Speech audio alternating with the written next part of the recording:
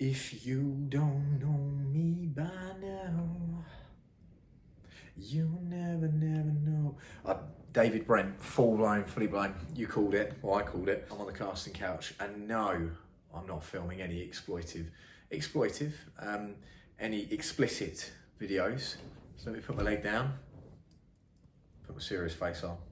The word that's been thrown around a hell of a lot on the dating scene, so to speak, and it's certainly filling up my algorithm on YouTube, and it's filled with either very angry women or angry men who are accusing their exes of being narcissists. I must admit, I used to call myself a narcissist. I was mostly being satirical, but part of me actually genuinely believed that a bit, because I do possess very narcissistic traits. Not a huge fan of when things are out of my control. I've started learning to accept certain things are out of my control and there's nothing I can do about that. I did do a psychoanalysis assessment prior to going on a show that is going to be airing in mid-March. Yes, I can say a little bit more. If you've seen the advert, fantastic. If you haven't, get to know. E4, mid-March, that's all I'm going to say. But I scored 100% on vanity. Makes sense, I suppose. And I scored low levels of empathy, autism, guess so. Narcissism I scored very low, but I still have narcissistic traits. So before I dated a narcissist, again, I thought I was a narcissist. I possess obviously narcissistic traits, as I mentioned, but then you actually experience it firsthand. And my experience, it was negative, but there's an awful lot of positives to look at. And even to look at that particular person who's probably completely unaware of the fact that they're a narcissist. And often or not, narcissists don't actually question whether or not they're a narcissist. They just immediately point blank say, no, I'm not. It's the other person. The world's fault. It's the universe. It's not me. So I met this one person. I actually met them on 2 apps. So I met them on Tinder and Hinge, no Bumble. Nothing was buzzing about it. Messaged them on Tinder, the conversation died, that was that. Messaged them on Hinge, the conversation grew. And then suddenly we're on this date. And what I found was, although it was only 4 weeks, it grew so quickly. And that is one of the first things that a narcissist will do to gauge control of yourself. You may notice when you go on a date with a narcissist, and they're all different, everyone's different, we're all confusing, complex little human beings, or big, or medium. And what I found was, there was a lot of listening, and there was also a lot of echoing exactly what I'd said. And obviously being on the autistic spectrum, and not being able to read social cues so well, I feel like this is part of the reason why I fell for it. I found with them, over the course of 4 weeks, it was so intense. Straight away, they were echoing everything I was saying. They were saying things I wanted to hear. They were essentially basing their character that they were playing off of what they felt that I would really want in a partner, to gauge control. I was quite an insecure bloke. I kind of still probably am a little bit. And they do prey on insecure, emotionally vulnerable people, I would say. Everything was really intense, and everything happened so quickly. They were around me near enough 24/7. It was the constant putting me on a pedestal, saying I'm amazing, I'm this, that, and the other, which obviously being 100% vanity, I was more than happy to hear that. It was fantastic. But that is part of their charm. That is how they sort of lure you in, so to speak. They lure you in that way. Like the Pied Piper. My birthday was within that sort of period that obviously I knew this person. This person got me sentimental gifts. They showered me with praise, gifts, and attention. Allegedly telling everybody about me and how, I've never been like this with other people. I've never been treated this way. And then obviously the other subject that kept propping up was the consistent negative talk about their ex. Now, obviously, I can't talk negatively about my ex. I've been very blessed to have a nice ex. It was constant. It was, my ex is this, my ex is that. He was abusive, he was this, he was that. And I'm not to say that every person that goes on about their ex being abusive, when they probably were abusive, that's a red flag. But for me, it's something that I've definitely learned to look out for if someone speaks illfully about their ex in a repetitive nature. Because for me personally, you're listening to that and you're listening to what they're saying, but that could easily be you on the other end of that at some point later on down the line. I would say they would out themselves a lot. They would bait themselves out. So there was a lot of times here and there where, things would be going really well, and out of nowhere, they'd just say something out of the blue. So for me, what she would say to me was, well, your teeth are quite yellow, to be fair. And not to be horrible, but her teeth were pretty much more yellower than mine. Just saying. Then there was other things such as, the consistent, if there was talking about ex-dating lives and stuff like that. I've dated some fairly attractive people, fairly impressive people. Obviously not landed them because I'm not as impressive as them. God bless them. The ones that got away, the numerous that got away. But they would constantly say to me, oh, well, I've got loads of people in my DMs. I remember going to watch football with this person, and straight away, literally, he's in my DMs, he's in my DMs, he's in my DMs. And again, not to be horrible, because I'm not that much of a looker myself. She wasn't quite the most astonishing, good-looking woman in the world. She was very good-looking, always I wouldn't for sure, but she wasn't one of those people where you go, yeah, absolutely everyone is into her. But obviously I fell for it. And what that is emotional manipulation. That's what they do to emotionally manipulate you and see your reaction. Now, I'm really proud to say I'm not a very reactive person, so to speak, when it comes to those things anymore. I feel like that probably is a sense of security and just valuing and rating myself. And if anything, I'm quite, my humour is very, I take the piss out of myself a lot. I mean, look, I'm ginger and I've got a moustache.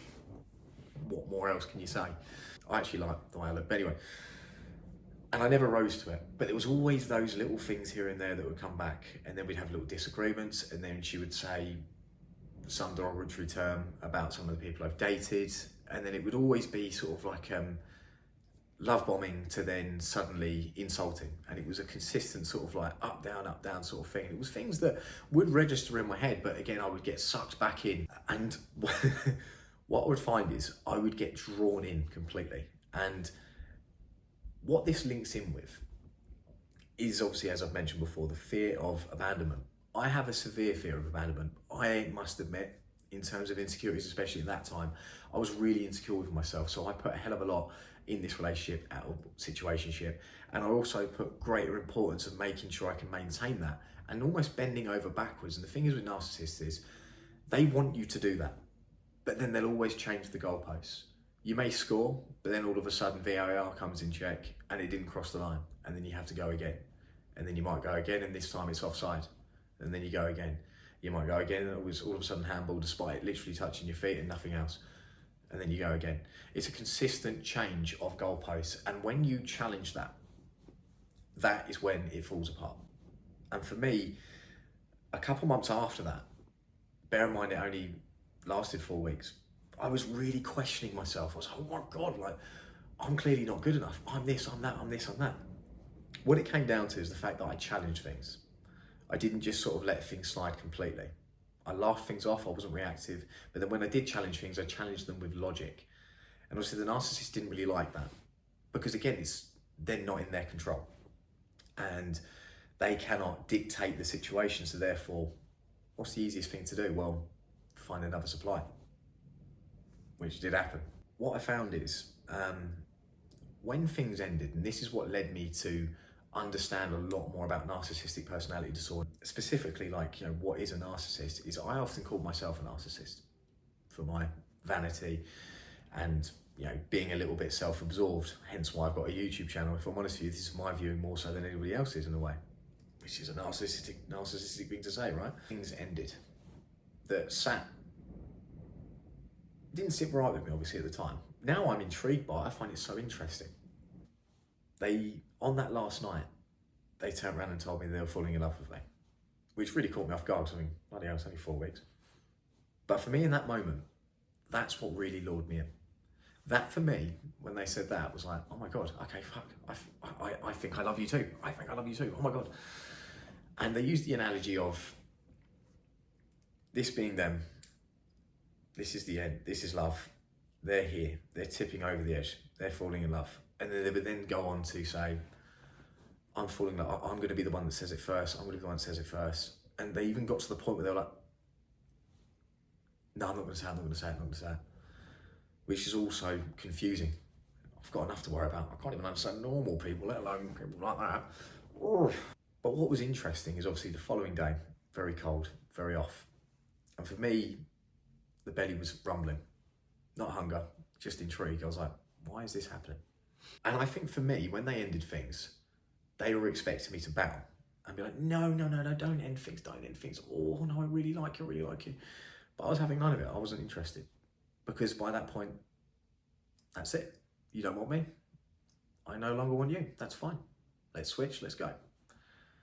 I had to collect one of my things from their place because ADHD, always end up leaving something behind somewhere along the lines. And before I could even get to the doorstep, their friend had come down and gave me the item, which was, it was nothing naughty, nothing sexual. A blazer. It's quite a nice blazer actually, it looks really good with a turtleneck on. But anyway, so besides the point. They blocked me on absolutely everything, straight after that. What made me more intrigued even further more than that is obviously I Googled love bombing, then blocking, and that's what came up, narcissistic personality disorder. And I got a little bit more into it. And obviously the dating sequence goes as followed. They meet you, they love bomb you, they shower you with praise gifts, sentimental gifts, all that sort of stuff. That's how they claw you in. Then they start devaluing you, insulting you every now and then, putting you in your place, so to speak. The mask soon sort of comes off every now and then. They'll drop themselves in it by saying certain things like their actual plans, which I think her plan at this point was actually just to be short term and nothing more. And then after that, that's where comes the discard, which was the discard. The one after that, the interesting part of the cycle, because it does go round and round in cycles if you allow it to, and you get clawed in, is the hoovering phase. So I saw them in public. A couple of weeks later, they unblocked me on WhatsApp and messaged me straight away, trying to claw me back in. Me being me, quite a logistical person, pretended not to know who they were because I knew that would fuck with them a little bit, and I'm a bit of an arsehole and I'm a bit of a wound up merchant. What happened after that was, I feel like they sensed that they weren't going to get me back, and obviously I went into a completely logistical sort of point of, you should never call a narcissist because they're never going to agree with it, and obviously then it just really starts to exacerbate the situation even more, and they can get even more nasty. I mean, God knows what on earth they've said about myself, let's be honest, because it's not the first narcissist it's the first narcissist I've encountered properly. It's definitely not the last narcissist I've encountered, that's for sure. But they do tend to go on a smear campaign and talk a lot of trash about yourselves, and obviously the best way to deal with that is just to ignore it, block it out, and those who know you will know who you are as a person. Those who don't know you will have that opinion, that's fine, that sits with them. It's not going to affect your everyday life. Obviously, within reason, some narcissists can go really, really toxic. But that was their way of trying to hoover me back in. And obviously, when I didn't give them what they wanted, that's when they chose to block me again. Every now and then, they'll unblock me, and they'll check on my social media, they'll check on my stories, and then they might block me again, or they might just, every now and then, just revisit my page and stuff. Me being very vain, and a little bit self-absorbed, and a bit of a wild-out merchant, quite like it. I've not blocked them. Is that healthy? Probably not. And what I find is the biggest thing I used to get really caught up with, and for a little while this happened with me, especially with this narcissist, is how quickly they dropped me and how quickly they forgot about themselves. Now, what you've got to understand is narcissists are still human beings. They're complex little beings. They've got a lot going on. They've gone through a lot of trauma and stuff. So put aside how muggy they were towards yourselves. Obviously, I was quite fortunate. She wasn't really that bad, to be fair. She did tell me she loved me and then blocked me, but at the same token, there's a hell of a lot of worse things in this world that has gone on with people, narcissists and stuff. So realistically, I got off quite lightly. But they're very complex human beings and stuff, and they have as much need as we do, if not more, need for validation from the external factors and external people, so to speak, and sources and stuff. And that's why they move on very, very quickly, because they're always looking for someone to claw into, and I'd say control in a way, but also to give them that love that perhaps they're just not feeling fully within themselves, right? And the reason why they dropped me really quickly is because obviously I had a rebuttal to their arguments, and I was really fairly rational, which is surprising coming from me, especially those who know me, especially those who've known me like for longer than a few years. It's very mad that I'm now a rational person. But the real takeaway message from this, I suppose, out of all this rambling, is to truly get to know yourself, what makes you tick, and what are you really looking for, not even within a partner, but out of this life. We're not on this mortal coil forever, that's so to speak. So what are you really looking for in your life and such? I know for a fact now, looking back as well, and one thing that helped me heal is that person was not right for me. Take away the narcissistic side, she had a lot of things that I probably wouldn't have been able to deal with if I'm focusing on training for a fight. If we had an argument, she was quite, we only had one argument, but she was very spiteful in that. So God forbid, if I'm training for a fight and I need to get in that zone and they don't like what I'm doing, they could be spiteful, then that could throw me off my game plan, and who knows, I can get hurt. And then let's say, for example, they use that in an argument at some point. It would destroy my mentality. I do believe in everyday life we live through our own karma, and our past actions is something that catches up for us at some point. So really value yourself and rate yourself within reason, obviously. Don't go overboard and start thinking you're better than everyone else. You know, I've done that, it didn't really work. First and foremost, look out for those signs. You know, the love bombing, the intensity. Have a look at how quickly things move and start to realise that, you know, if things are moving so quickly, communicate that with them. And say no to some things, because that can often be a good indicator of a narcissist or not a narcissist. If you say no to someone and they kick off like it's a complete end of the world, of which technically kind of happened with me and this narcissist, it could be a telltale sign they're a narcissist or they're just not a great person, all in all. And lastly, protect yourself. You know, I wouldn't say don't trust anyone, but be very careful to be as open as possible about certain things, and don't open yourself up too soon. Ironic me saying that, I'm the most open person on the planet. I'm more open than Bonnie Blue. That's just my musings, really. This is therapy for myself more than anything.